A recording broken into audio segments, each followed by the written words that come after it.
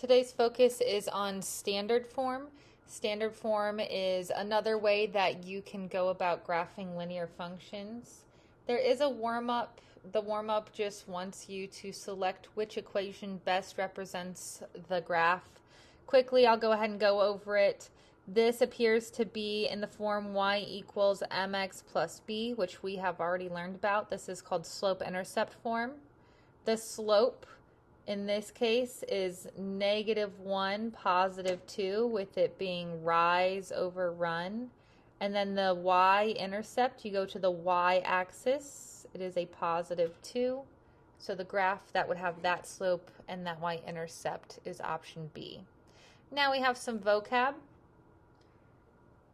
The equation of a line can be given in another form. The form we will discuss today is standard form.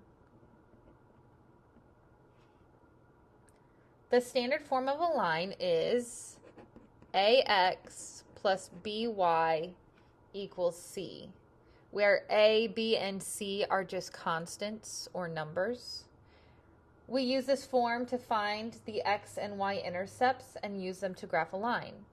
As a reminder, the x-intercept is where the line crosses the x-axis.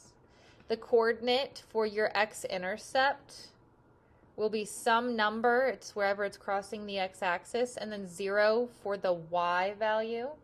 Y will always be 0 for your x-intercept. For the y-intercept, which is where the line crosses the y-axis, for that coordinate, 0 will be the x value, and you will have some number for your y value. X will always be 0 in this case. And we're going to use this idea, how you write the coordinates, to help us actually find your x and y intercepts later. But for now, just to show you, we have two coordinates in example 1. We have 0, 3. 0 is the x, 3 is the y. 0, 3 is right here. You'll notice it's your y-intercept. When x is -5 and this time y is 0, we go left 5 units and then up and down 0. Now we have our 2 points. We could go ahead and draw our line. If you wanted to make a more accurate line, you could always find the slope.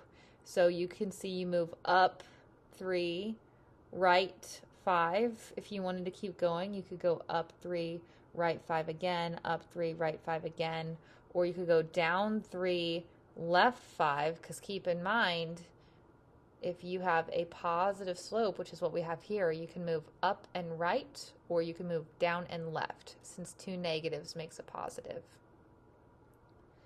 For the on your own, you would go ahead and just plot your, in this case, x-intercept and y-intercept, and then draw the line. So in this one, I did just plot those 2 points and just drew a line straight through it. If I wanted to get more accurate points, once again, I could find the slope and just repeat that slope throughout. Moving on. Here's our next section of notes. We got some more fill in the blank. Steps for solving for intercepts. Let's start off with solving for an x-intercept. You're going to plug in 0 for y, and then you're going to solve for x.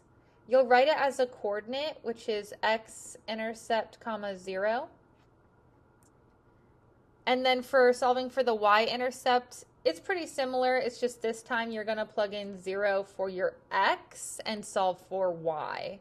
And the way you write that coordinate is you have 0 and then your y-intercept.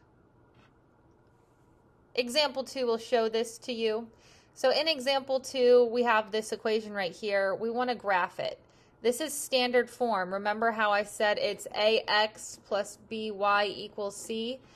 X and y are on the same side of the equation. A, b, and c are just numbers. So in this case, a is 3, b is -2, and c is 12. All you have to do in order to graph is, I'm going to split my workspace in half. First, I'm going to find the x-intercept. So to find the x-intercept, we need to let y equals 0, because step 1, plug in 0 for y. That gives me 3x minus 2 times 0 equals 12.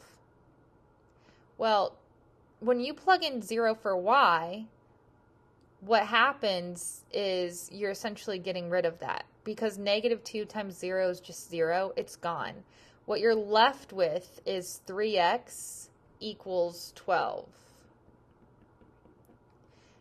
This allows for us to solve for x. So go ahead, and to get x by itself, the opposite of multiplying is dividing. That gives me x equals 4. You should write your points as coordinates.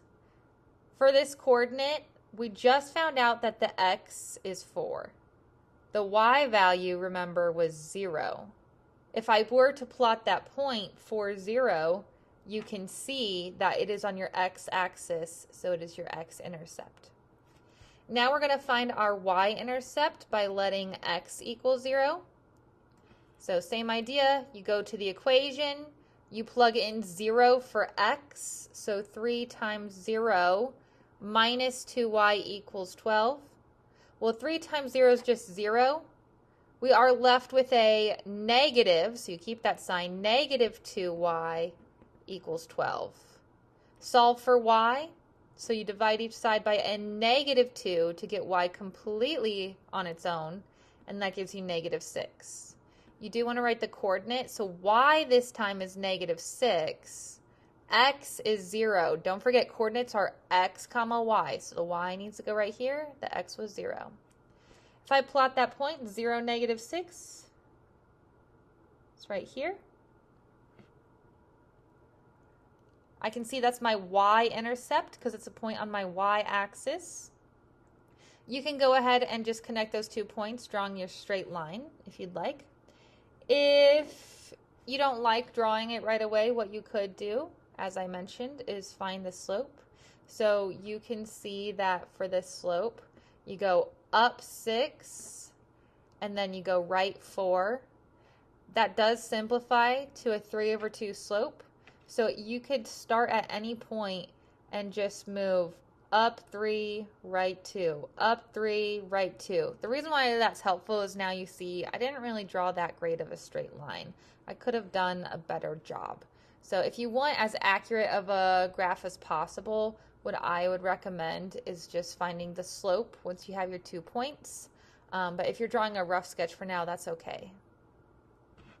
We do have some on your own. I'm going to do one more with you, and then we'll save the last one for an on your own. So real quick, once again, all you have to do is split your workspace. If you have standard form, you need to find your x-intercept and your y-intercept. To find your x-intercept, you let y equal 0. Sometimes we call this the cover-up method, because if you let y equal 0, 5 times 0 is 0. It's gone. You can cover it up and just solve what's left, that negative 3x equals 30. So let's go ahead and do that. Negative 3x equals 30. And then you can solve for x, divide each side by negative 3. That gives me x equals negative 10. Remember, x comma y, x was negative 10. We let y be 0. To find the y-intercept, you let x equal 0. Again, we can do the cover-up method. That's what it's called. So negative 3 times 0. So if I plugged in 0 for x, that's just 0. It's gone. If I cover that up, I'm left with a positive 5y equals 30. Divide each side by 5. In order to get y by itself, you get 6. Don't forget, x comma y. X was 0. Y is 6. Let's plot these points. 0, 6. So that would be right here, and then negative 10, 0 is right here. Now because my last line is not so good, maybe I do want to find the slope between these 2 points. If I wanted to, I see that I would have to move up 6 and then right 10. So up 6, right 10 does simplify. They're both divisible by 2, so that gives me 3/5. So I could go up 3, right 5, up 3, right 5. See, it's right there. Up 3, right 5. That just lets me draw a really nice line. You don't have to do this step, but I really do think it's helpful when you're trying to get it looking really, really accurate. On your own 5, you are responsible for. Just so you can check your work, if you want to make a note, here's my key. When I did the cover-up method, so finding the x-intercept, let y equal 0. So I cover up that y. If I solve for x from here, I get x equals 4. So the coordinate for my x-intercept is 4, 0. To find the y-intercept, I let x equal 0. So I'm covering up that x. That gives me positive 2y equals 16. Solve for y, I get 8. So that coordinate is 0, 8. I just plotted those 2 points and graphed it. If I wanted to find the slope and get a nice, clean, accurate graph, I could do that as well.